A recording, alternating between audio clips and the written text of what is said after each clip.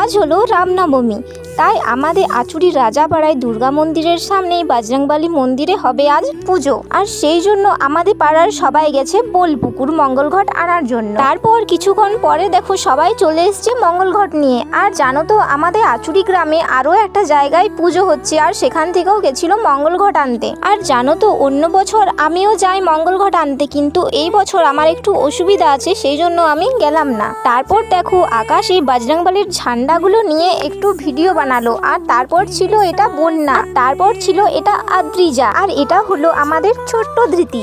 আর আজ রামনবমী উপলক্ষে আমাদের আচুরি রাজাপাড়ায় খিচুড়ি খাওয়ানো হবে, আর আমাদের আচুরি গ্রামে অন্য জায়গায়ও খিচুড়ি খাওয়ানো হচ্ছে। আর দেখো আমাদের পাড়ার সবাই একসাথে কত সুন্দর বসে খিচুড়ি খাচ্ছি, যেন মনে হচ্ছে একটা বড় ফ্যামিলি একসাথে বসেছে খেতে।